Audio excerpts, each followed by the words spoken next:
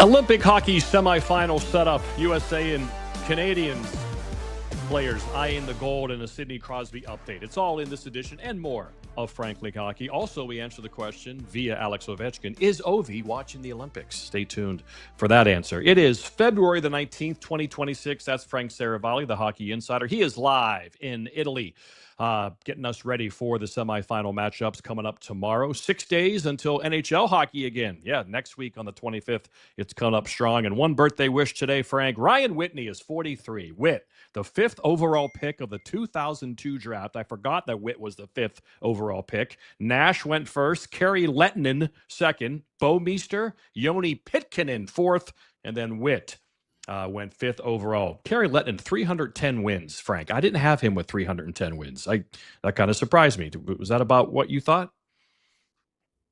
Yeah, I'd say that he had a couple good seasons in Dallas, and then it was toward the end of his career that he kind of faded out, and maybe that clouded what was a really pretty good career. Yeah, 310's a good career. Only one Hall of Famer so far from the 02 draft. Duncan Keith went 54th overall. And, of course, he recently made the Hockey Hall of Fame. So, again, welcome in. It is Frankly Hockey from Italy in Frank's case, and we are ready to go. 4 teams left vying for Olympic gold. Don't forget the women play after the show, so we can kind of look at this as your pregame show to the women's gold medal game between USA and Canada. But let's start with our top story, of course, Frank. We talked about it on last night's show, saying this would be the big news item of the day on the off day, and that is the health of Sidney Crosby, having some imaging done on that knee. And what is the very latest from Canada, Team Canada, Hockey Canada, and the Sidney Crosby health situation? Yeah, Coach John Cooper, after a very strongly attended practice today in Milan, said that, quote, by no means is Sidney Crosby out for the rest of the tournament. This is his quote continuing. We've got the best of the best looking at him. I can speak for Josh Morrissey as well. Same boat. We're taking this day by day, and we're not going to put anyone in harm's way. But if he can play, he's definitely going to. We'll know more in 24 hours. Now, the people that I'm talking to in and around Team Canada, I don't know that anyone has necessarily an optimistic view. And I would say that best case scenario is probably something close to Sidney Crosby misses the semifinal against Finland, but then could potentially gut it out for the gold medal game on Sunday. That would give him essentially 3 full days off of the ice before then trying it. Look, I'd say there's one thing about Sidney Crosby that we can bank on, aside from the fact that he's one of the game's great competitors.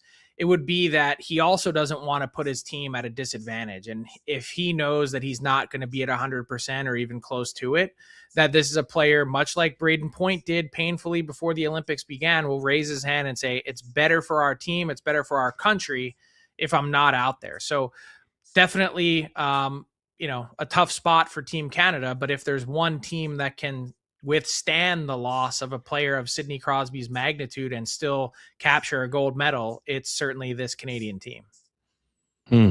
And has anybody talked about, the responsibility to his employer who pays him? The Penguins have a 5-point cushion in the postseason. They would prefer probably, if let's just, speculate wildly, he's going to be out for 4 weeks. I assume they would prefer, let's take this next week for week 1 to begin that healing process. If the knee is sprained a bit, obviously not 100% a bit, you would have practiced if it was completely healthy. So is there any talk about that? I know Sidney's a different category because he's given the organization so much. He has increased their franchise value. He's made the owners hundreds of millions. He's brought Stanley Cups. But is there any talk and discussion about that? There hasn't been, and I would say 2 things. One, Kyle Dubas as general manager is part of this Team Canada management staff. He was at the rink in Milan today. Clearly, he's keeping a very close eye on this from both a Team Canada perspective and a Pittsburgh Penguins perspective. And the other thing I would add is that, well, it seemed to work out pretty well for Team USA and Matthew Tkachuk and the Florida Panthers last year.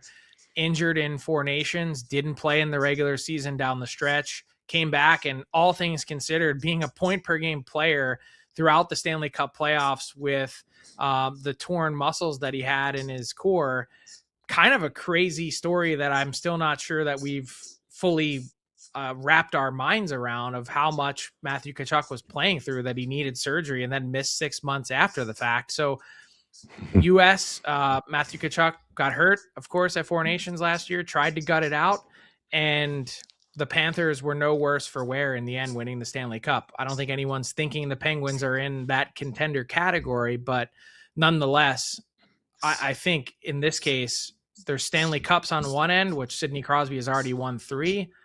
And then on the other end of this, there's history. Yeah, he's 38 years old. He leads the Penguins in scoring by 15 points. Unbelievable at age 38, as we said. Hasn't missed a game this year. He's played all 56. So the Penguins play again a week from tonight. They are home against the New Jersey Devils. But until then, of course, all eyes are on the Olympics. And will he play against Finland? And like Frank mentioned, maybe you give him a couple and then see if he can play in the gold medal game. And that kind of, brings up the point. Did Canada's bench get thin in a hurry? Because Nathan MacKinnon also missed practice today, Frank? He did. And it's clear that Nathan MacKinnon is battling something. And I'm wondering if the something is what we got our eyes on finally with Sam Bennett when we talked to him after practice today, who revealed that he missed the quarterfinal game because he was sick. So the only reason I tie that to Nathan MacKinnon is because, well, he was caught on camera vomiting some Powerade there at one point on the bench. Powerade, official sponsor of the Olympics, so I can say that. But in this case, I think makes you think, hey, Nathan MacKinnon has missed 2 practices in 3 days. That's not a Nathan MacKinnon force of nature type thing or activity to do. So wondering if he's a bit under the weather. And then I think the larger question, though, is if Nathan MacKinnon is fine, which we assume that he will be for the semifinal since he played in the quarters, would be, I don't know that you can go with Macklin Celebrini, Connor McDavid, and Nathan MacKinnon right out of the chute. If Crosby's out, you've probably got to have MacKinnon centering his own line. The question would be, who are his line mates at that point? Because some of what had worked or hadn't worked, you probably want to keep an eye on that moving forward.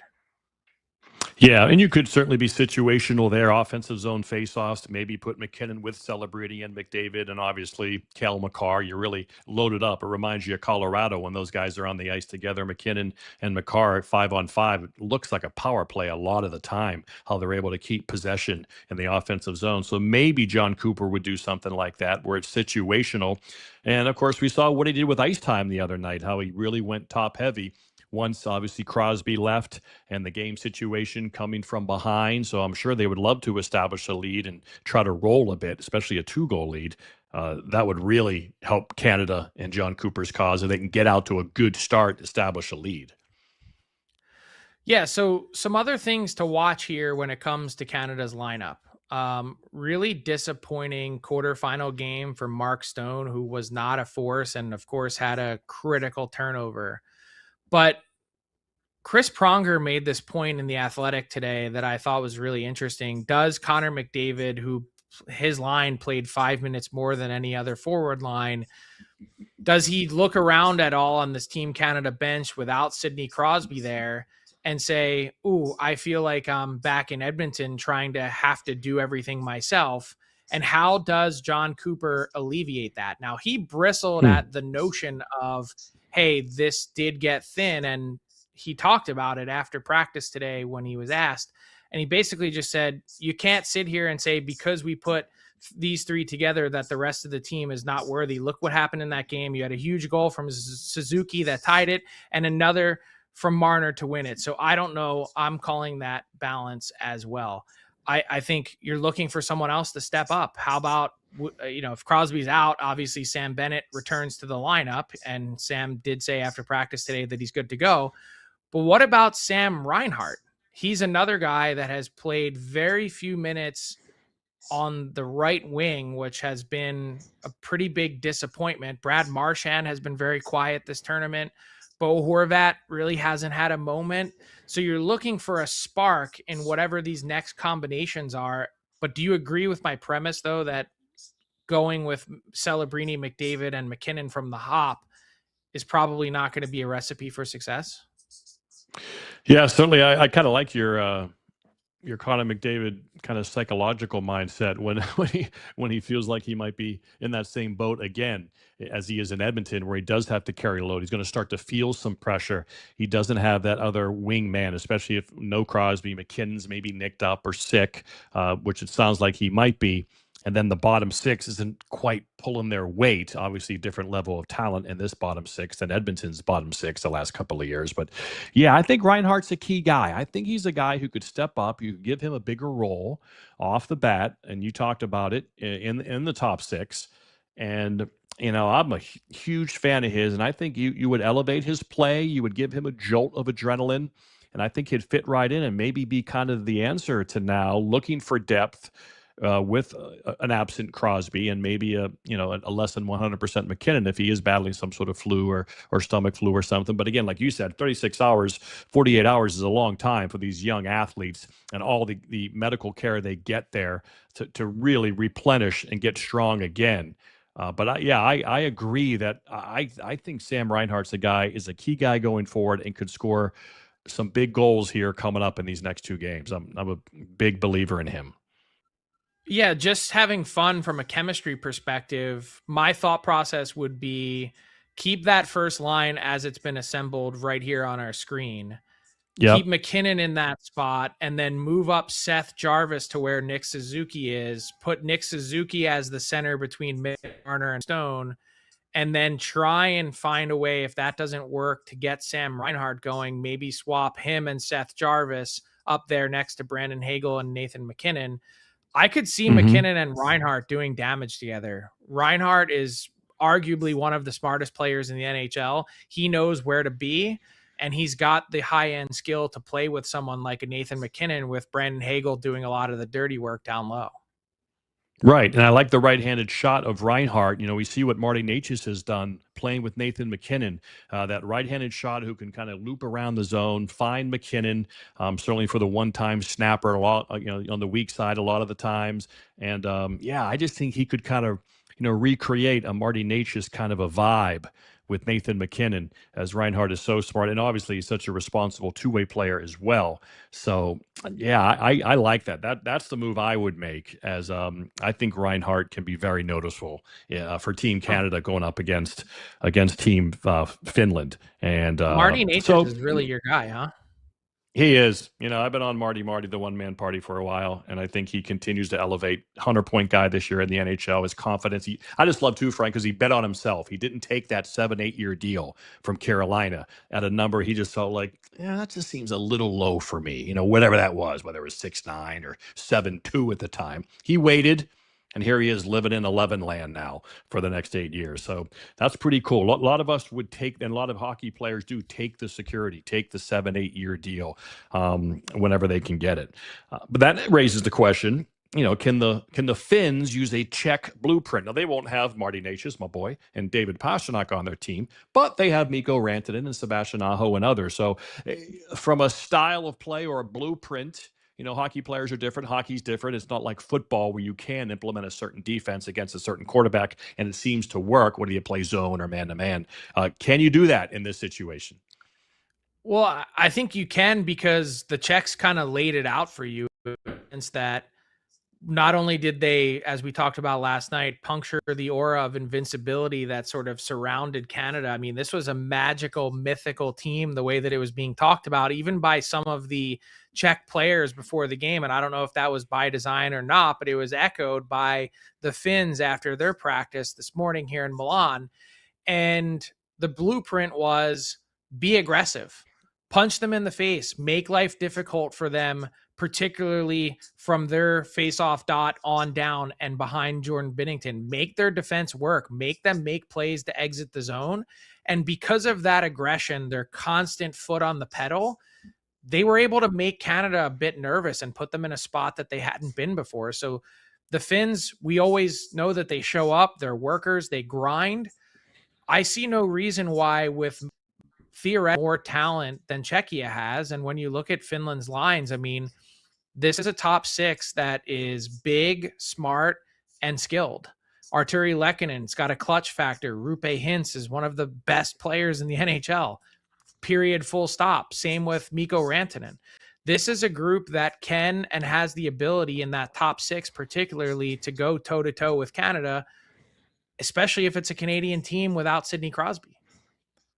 Yeah, Granlund's having a good year in Anaheim. Lundell is like a future captain. You hear how the Panthers talk about him.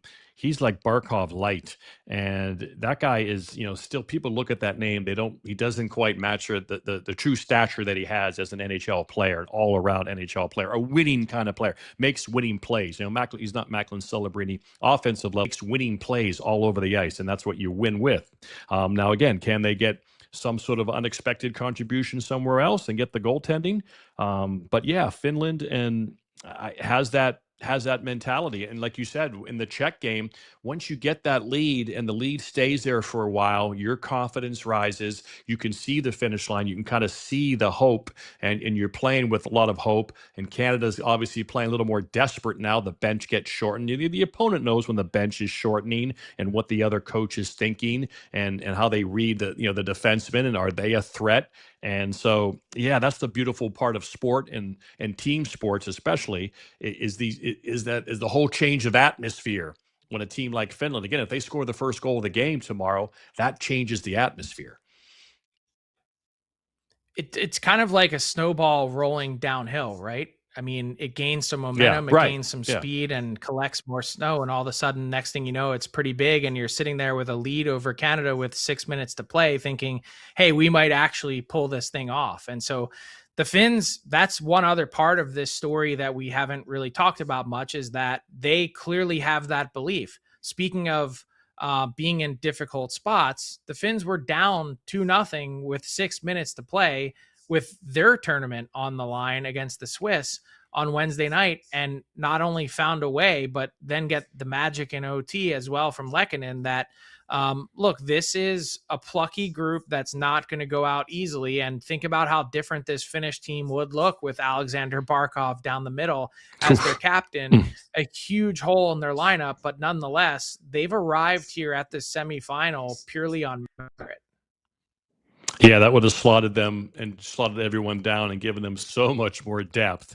But as it turns out, they still have enough depth, I think, to give Canada a matchup, again, especially if they get that first goal and can play with the lead for as long as possible. And even if Canada comes back to tie the game, like we saw with Czechia, that they're expending energy doing that, and that can affect the outcome at the end. Now, it didn't. Nick Suzuki with the miracle tip, but if that doesn't happen, obviously this could be a whole different, frankly, hockey rundown today if the result had turned out differently. Meanwhile, there's a reason why Canada brings a player like Drew Doughty along for the ride, is because it helps to stay loose. Loose muscles or fast muscles. You can't be too tight. It can affect your performance. It can affect how much energy that you use.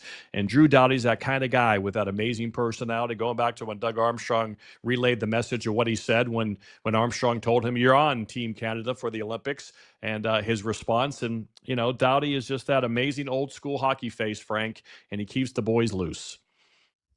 He does, and that's why I call him Canada's MVP, and that's most valuable personality. There's a reason why he's here. He's not playing at the level that he did, of course, when he was in 2010 in Vancouver, helping Canada to gold then, or perhaps in Sochi 4 years later with a couple Stanley Cups in between.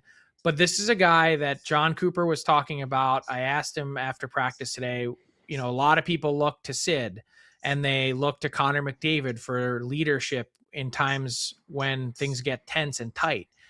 And I said, well, what do they look to Drew Doughty for? And he said, he is the guy capable of putting a pin in whatever tense energy or negative energy is surrounding it. How does he do that? Well, here's a great example. So we're talking to Drew Doughty after practice today and said, hey, Sidney Crosby was supposed to have addressed the team in the second intermission, knowing he wasn't going out for the third period. What did he say? And he goes, huh? He goes, I wasn't even there. I didn't hear anything. What are you guys talking about? And it wasn't like a bit. It was, that's just Drew Doughty being Drew Doughty. It's not like there. He's not the class clown. But what he does is he finds a way to to insert the joke or insert the lighthearted comment at the exact right time.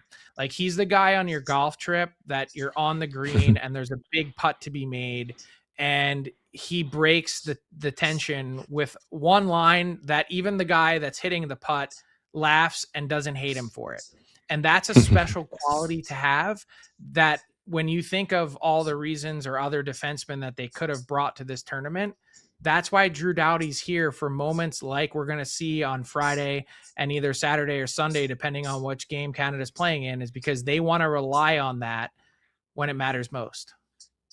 Yeah, I go back to that quote he gave during training camp when the reporters were asking him about his summer and how serious he took this year. And one reason was to try to make that Canadian Olympic team, to show the committee that, in the first 10, 20 games that, hey, I can play enough here to fill a role that you're looking for. And he said, yeah, I gave up golf and gave up drinking this summer. That's how important it was for him to be in this situation, to be 2 wins away from a gold medal. He's won Norris Trophy second a couple of times back in his prime when they were winning cups and always a threat. He's playing 29 minutes a night, 28 minutes a night, 27 minutes a night. Still playing 22 minutes a night this year, Frank. 36 years old. So obviously 38 is different than 36 as a defenseman. This is pretty much it for him this year, maybe next year. And then it's tough for a defenseman to keep it going. So, man, this would be a big moment in his Hall of Fame career to cap this off with yet another gold medal. Well, that's the thing is, even he realized on Wednesday that things were, quote, using his words, getting a little bleeping dark. Because it's not just potentially Sidney Crosby's last Olympic game. It was Drew Doughty's potential last Olympic game, and go through the rest of the roster. How many of these guys would be back in 4 years in 2030? You don't know how many opportunities or cracks you get at something like this. And for Drew Doughty to get a third and all these years, particularly after Vancouver, is really something special. But I think this unique quality that he has, it makes him stand apart. That you're always trying to add value, no matter what you do, whatever job you have, whatever position you have, you try and add value to something else other than the hard skill. And that's everyone likes being around Drew Doughty for that reason. Yeah, I love going down to near the rooms about an hour before the game. We'll talk to the coaches one-on-one, and the players are there going to play soccer, get their warm-up on, and just to see him every time just lights up. He's an extrovert. There's a lot of introverts in hockey, especially when they're young.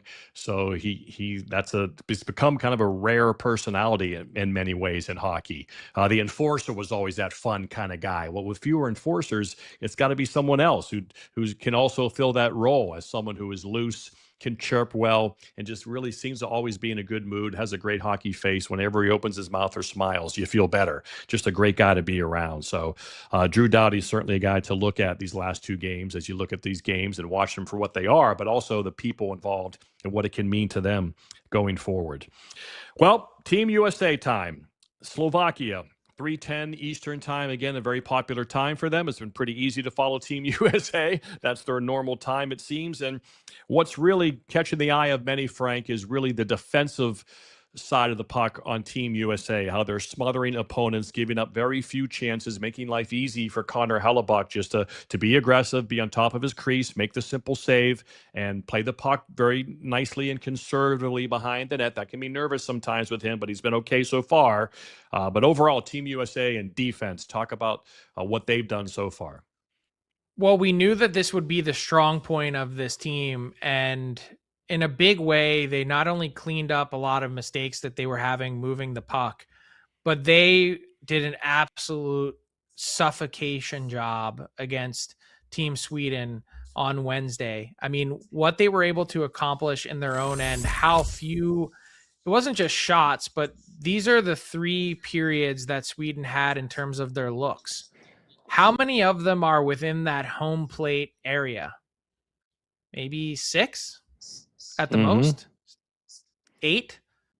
I mean, look at all the ones from the perimeter, from distance. I mean, the U.S. did a masterful job, a textbook job of really limiting Swedish opportunity. And I don't want to say they're going to have an easier job against Slovakia because they've been one of the stories of the tournament. But I think what is really fair to say is that Slovakia doesn't have nearly the high-end skill that Sweden has, and certainly not the depth. So I've said before, I think the US has the easier semifinal matchup. I'm not saying it's going to be easy, but I'd much rather take my chances against Slovakia. And maybe that's the payoff from a tough quarterfinal draw in Sweden, is that, this time around, maybe it's Canada again that's sweating a little bit more than the US. That said, the US obviously needed OT, but I just felt like because of the way that they played defensively, Butchie, that even when they gave up that late goal to go to OT, I was like, they're not losing this game. Like there's no way they're losing this game. They've been in control the whole time. And then they limited Sweden to 0 shots in overtime. Yeah, and Matthew Tkachuk added, they're playing really, really well, Slovakia. It's up to us to make sure they're trying to defend most of the game. And that, of course, puck possession, have the puck, have Austin Matthews and Jack Eichel especially have those lines dominate their shifts when they're on the ice. And also, the U.S., as we can see right here, these are the top 6 we're talking about that can really do that. And again, I thought Brady Tkachuk was pretty impactful along the wall, down the stretch. He's smart. He'll throw the puck off the goalie. He'll look for bad angle shots. He's pretty good awareness. And Tkachuk, his brother Matthew, as well. And, Dylan Larkin finding his game with the big goal, loves to play.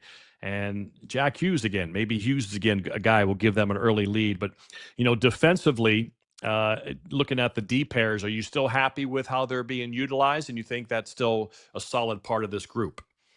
Well, it's definitely a solid part of this group, but it's really clear that the U.S. doesn't have any intention on changing.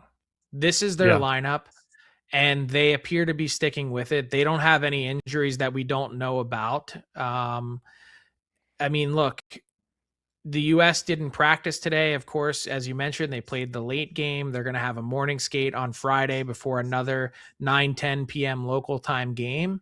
And they appear to be really confident with the group that they have. So consider kind of how this storyline has changed over these last 3 to 4 days. The U.S. has I'm not going to say comfortable, but they have a great opportunity in this semifinal matchup with Slovakia. They don't have any key injuries like Canada is managing with Sidney Crosby and then Nathan McKinnon and Josh Morrissey and their health. And they might be playing their better hockey as the tournament has gone on in terms of timing. So this has shifted really considerably. And in fact, when you look at, and the Athletic does a great job with some of their modeling and prognostication, the U.S. is now, according to them, the favorite to win gold medal. And that is interesting because of the way that these matchups have evolved and the fact that Canada gets Finland. And that also the Athletic prognostication had US at 49%, Canada at 41%, and that was with Sidney Crosby in the lineup. So if you take him out, those odds are going to shift even a little bit more. And not to say that that's indicative of what's actually going to happen, but it goes to show that the tables have turned a little bit here. It's not just a sense that we think Canada has been more vulnerable. It's also now a statistical reality based on this matchup and who Canada and the U.S. are facing. That is interesting. And it's always, that's what's great about this, because what will it look like when they get together? Well, obviously we got a teaser last year at Four Nations, but some players are playing a little bit better. Some players maybe a touch not as well, but some players out of the lineup like a Crosby. You wonder, these models obviously are based on opponents. There's not a big sample size, but it is kind of interesting. It's because of the impetus that Canada came in, the momentum they were building in this tournament as we watch games until the last game. It's pretty alarming to think all of a sudden that it could turn like that and maybe the USA is actually the favorite. But again, things happen, injuries happen, guys throw up on the bench, and that changes things. Well, it's also based on their modeling is based on NHL impact and game scores. And I think another story of this tournament has been that, and it's the perfect segue to talking about Samuel Hlavaj and Slovakia's goaltending, is we get to these international moments and we get players that find a way to rise and supersede their team when, I mean, frankly, you'd least expect it. I mean, we knew Juraj Slafkovsky, number 1 overall pick, $76 million contract with the Montreal Canadiens, super talented player. But Dalibor Dvorsky in St. Louis, I didn't have him having 3 goals and 3 assists for 6 points in 4 games so far. I didn't have Samuel Hlavaj, a struggling AHL netminder, carrying Slovakia to a semifinal at the Olympics in a best on best tournament. I really didn't. And you look at his numbers, .932 save percentage in this tournament. He's played 3 of the 4. His numbers aren't that far off from Connor Hellebuyck. How does that happen? Where does that come from? You can only explain it as guys find a way to elevate when it matters most. So who is this guy? Have you done your homework? Where's he from? Did he grow up on a farm? What's Sam's deal? I haven't done my homework, but it's interesting because obviously you see wearing a Minnesota Wild sweater in his headshot here. He's part of the Minnesota Wild organization that, by the way, like a slew of their goaltenders are here at the Olympics. Philip Gustafsson was the healthy scratch for Sweden last night. Jesper Wallstedt, the young guy, the rookie, he was the backup to Jacob Markstrom. And then you have Samuel Hlavaj, who's in their minor league system, that he's now tasked with beating his general manager and his country's team that he put together in the semifinal. So just an interesting wrinkle here that I don't know if it really lends credence to what Jesper Wallstedt and others have said this season, which is it's so much easier to play at the NHL level than the AHL level because what you expect to happen actually does happen. And I wonder if there's maybe even more than that at the Olympic level, in the sense that so fewer mistakes are made because the hockey's that much cleaner, that maybe it's an easier environment to be a goalie. Or is that absolute nonsense, thinking that you're also going up against the best shooters in the world? I'm kind of torn. Yeah. Sam is 24 years old, 6'4", 240. That's what he's listed as. Can't wait to see his sweater. He actually played for the Lincoln Stars for a year in the USHL, went 3-18-1. Then he went to the Q, Frank, and went 33-3-2 with Sherbrooke. And then back to Slovakia, played in the Czech League. And you're right, he played for the one game for the Iowa Heartlanders in the ECHL this year. And he's played 18 games for the Iowa Wild. That, of course, is the Minnesota Wild's American League team. So a couple of, ECHL games for the Iowa Heartlanders and the Iowa Wild. So he's basically been an Iowa kid the last couple of years. And here he is, as you mentioned, trying to beat his organizational GM tomorrow. But 6'4", 240, that's what he's listed on the old hockey DB. I mean, it just goes to show you, like, I've been saying this all year, and some people have said I'm crazy. I think there are 150 goalies out there that could make up the 64 who play in the NHL on a night-to-night basis. And as an organization, you should be trying to get your hands on as many of those guys as possible. And don't, unless you have a truly exceptional one like Andrei Vasilevsky or Connor Hellebuyck, or pick a guy that could win you a Vezina or Hart, then you pay these guys next to nothing and you're on to the next one. If this guy fails, or if this guy is injured, or whoever it is, find a way to get the organizational depth to just be able to roll through these guys, because this position is voodoo. The nature of knowing what to expect night in and night out, let alone year in and year out, is crazy. So Hlavaj comes into the Olympics. No one's thinking that this guy, if we put every team on paper before the tournament started, I think I had Slovakia 8th, and now they're in the semifinal and guaranteed to play for a medal. It is on his back, and he's going to be a big story one way or the other on Friday night against the U.S. Yeah, he played in 3 straight World Juniors as well for Slovakia, so he's been under some bright lights before. And obviously, this is different, but still, that training matters for these kids who've been playing big international tournaments since they were, 15, 16, 17, 18, 19 years old. And that's part of the process. That's why they can handle these things. That's why they can handle road games. We've seen road records in the NHL be more 50-50 now in the playoffs. It's they like the atmosphere, they like the heat, and they can handle it. Yeah, this guy, who knows? Maybe another great performance against, with a big upset, and who knows? Maybe some GMs will be calling Bill Guerin. Hey, what's your plan for this guy? I'll give you a 7th rounder. Let me give him a shot. Yeah. And Damian Clara had a good Olympics as well, Anaheim Ducks prospect. I just want to say one quick thing about Slovakia. What an incredible job Miroslav Shatan has done reimagining and rebuilding this program from the ground up. Slovakia was in danger of really falling off the map. This is a once proud hockey country. They were looking for someone to reach up and grab the torch from Zdeno Chara, who had carried it so high with a number of other really talented NHL players.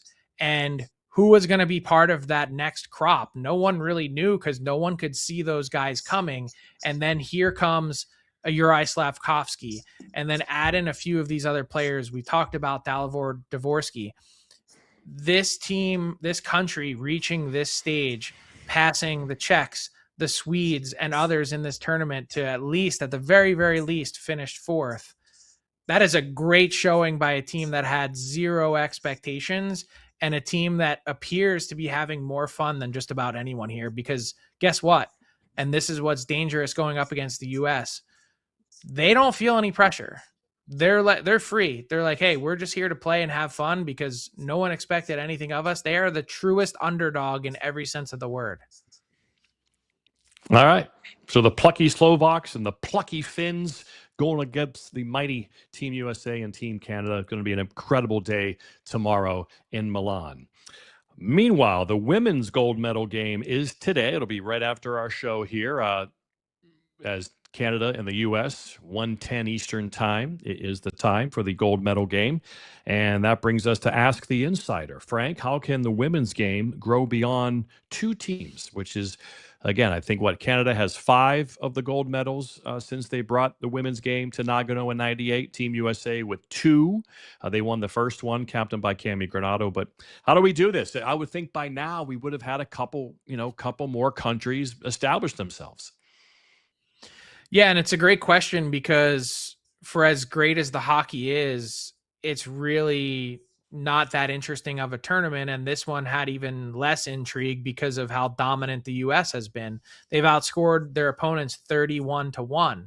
And so the question is, how do we get the Swedes and the Finns? And at a certain point in time, the thought process was, oh, maybe Japan could pop and they could be a powerhouse in the women's hockey world. But they're certainly much better in women's hockey than they are in men's.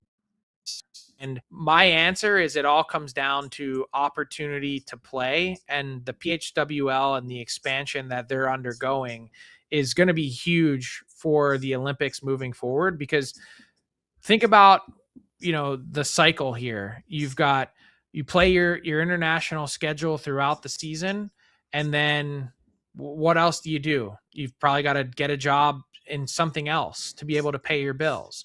Now that there are pro hockey opportunities for women, and the Swedes and Finns and everyone else can come over to North America and play in those leagues, that should benefit their programs to get them playing on an on par level. And how do the Swedes and Finns work their way up to be able to take some of those jobs? That's what's going to be key.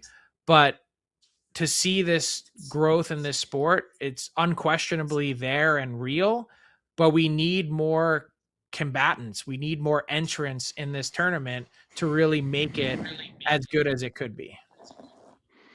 Yeah, and I'm sure it would, and I assume USA and Canada would like to see that too. You don't want to give away too many state secrets, but I imagine they're a part of this, right? What can we do to help?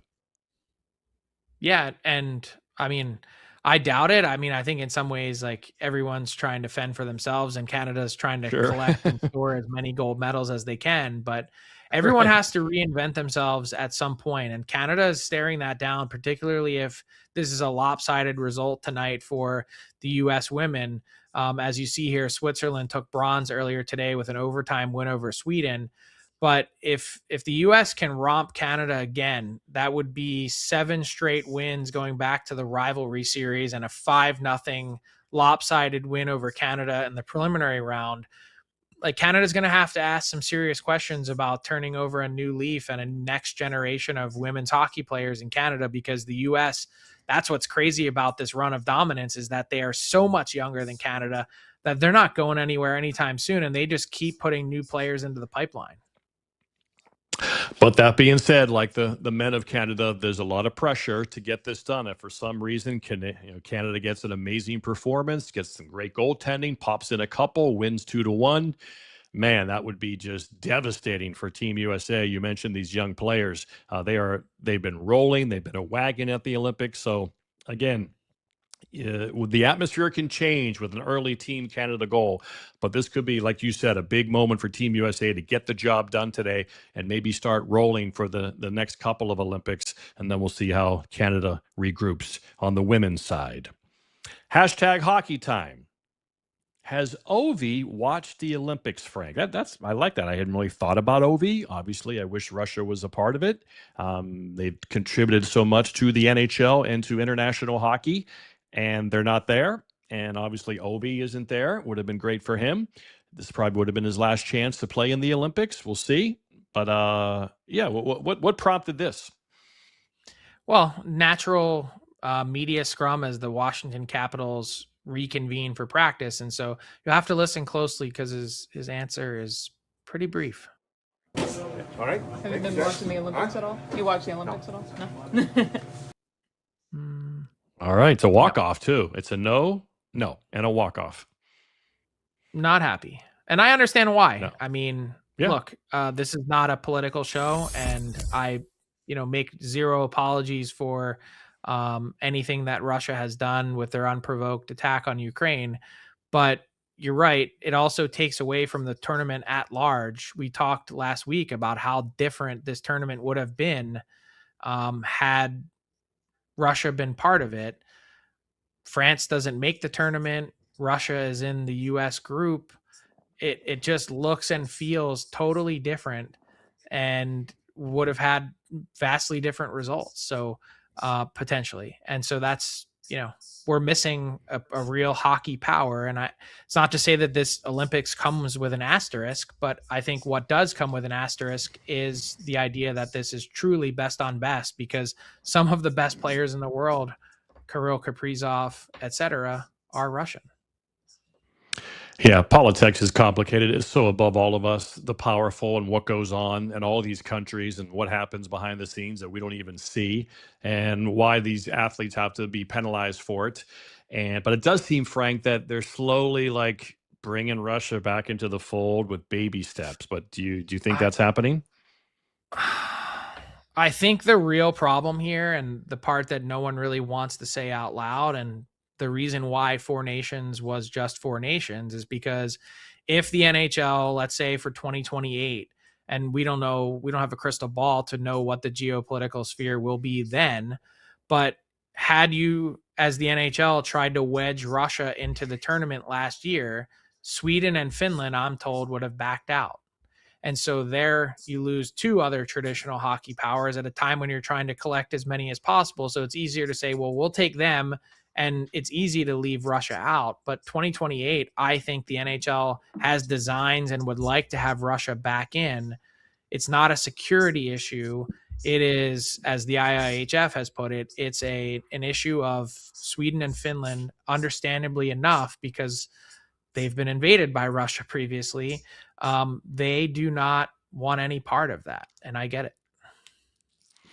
So yeah, those are the things that happen, the leverage points different people have, and the different action they will take that can affect these tournaments, unfortunately. But that's the way the world works sometimes. The last word of this Frankly Hockey. Proud Papa misses Olympic moment. What happened here? So last night we talked about Arturi Lehkonen and his knack for massive goals. And I saw his dad at the rink today, Ismo Lehkonen, legendary Finnish hockey figure, coached in Finland for 27 years. He still coaches a lot of these players in the off season, including Mikko Rantanen and Sasha Barkov and the whole crew. They join up in Turku, Finland in the summer. And I said, you must be so proud. By the way, he's here as a broadcaster. He's calling these games on Finnish national TV. And he looked at me, he said, I missed it. And I said, what do you mean? He goes, don't you remember they're playing at the other rink on the other side of town? And I'm calling these Canada games and US games here in the big rink. So he goes, I'm watching on my phone and I see that they're down 2-0 with 6 minutes left. And then obviously his son scores in overtime to win it and advance to the semi. And proud Papa did not get to see it. So, look, work is work, but that's tough to be in Milan, to be at the Olympics, and then to not get to call the game. Yeah, that is painful. Oh my goodness, when work gets in the way. But hopefully, he saw the Stanley Cup final winning goal and some of those other goals as well. I'm not sure if he was, there was some playoffs going on over in Finland or something. I don't know. No, I was with him actually on the night that they won the cup, and oh, good. We shared a few pints after the game, and he was also there as a post-game commentator on Finnish TV. So he's been able to be around for some big NHL moments, but yeah, that was a tough one on Wednesday. Awesome. So what's the plan for the women's gold medal game? Are you gonna watch it with some friends, some buds there at the hotel and take it in? That'd be kind of cool way to do it. Yeah, no, wanted to make it across town again to get there. Not going to, long day tomorrow. Want to be set. I've been battling and fighting off a cold here, so want to try and get some rest tonight and maybe just get some pasta. We'll put the game on and hang out. Love that. That's what we love about the game during the winter months, getting together with friends or just chilling, slamming some carbs and watching hockey. Love it. I had parm last night and Italian mac and cheese the night before. So I'm your soulmate, brother. I'm not there, but I'm there with you. All right. So we'll go protein today and then back to the carbs tomorrow for the doubleheader semifinal at the Olympic Games. All right. Any closing words, Frank? You want to empty the tank before you take in the game? No, give me your prediction. So we were a bit off. We had the right teams winning, but we were way off in our scores in the quarterfinals. Who you got? Who's advancing? Okay. And what do your medals look like? Yeah, I think the tight checking continues for sure. These are under type games. We saw it at Four Nations, and because Four Nations right away, it's Four Nations, so the games are good right away. You're not playing Japan or Italy or something, and where you can run up the score. So I expect two close games. Maybe Team USA could be a 4-2 affair. I don't know what the over unders are. Maybe they're 5.5, 6. That's what they usually are. NHL games maybe 6.5. But I'll go USA by 2, and I'll go Canada. Canada holds on by 1. So I think we're going to have USA Canada gold medal. We'll call it 3-2 Canada, and we'll call it 4-2 USA. Okay. I'm in agreement. How about you? I wouldn't be predicting any upsets here. I think we've been talking about this and building it up for 2 years now. The idea of the US and Canada clashing for all the marbles on Sunday. It would be such a letdown and disappointment to not have it. So I think they make do. I just, at that point, it will really depend on my gut feel for the gold medal game based on how these two semifinals play out and what is the health of Sidney Crosby. You take out Sidney Crosby and you add in Jack Hughes for two teams that are Quinn Hughes that already went to the championship game and went to OT last year. I don't know. I came in thinking Canada's a wagon. Who's going to beat Canada? How could anyone beat Canada? And Czechia nearly does it. I think the door is a lot more open than it's ever been. All right. Well, it's going to be good. It could be, obviously, with the women and the men, could be an unbelievable sweep for one country. Will we have a sweep? Will we have a split? We're going to see. So that's it. We are set. Tomorrow is semifinal action. Those are the two matchups you see right there. And then the gold medal game is on Sunday. You see 8:10 Eastern time. Whew, that's an early one on the West Coast. You're going to have to get up early in California, Southern California. Or stay up late. Love it. All right. Let's do it. For Frank Seravalli in Italy, I'm John Buccigross. Thank you so much for watching Frankly Hockey. We're back, tomorrow night at 7 o'clock, right, Frank, to wrap up the game, 7 o'clock Eastern time. There it is. Post-game of the semifinal matchups. We'll break it down for you, have our observations of what should be an amazing day of hockey. It's going to be unbelievable. Can't wait. So we'll see you tomorrow night, 7 o'clock Eastern, 4 o'clock Pacific. That's Frank. I'm Bucci. Peace out.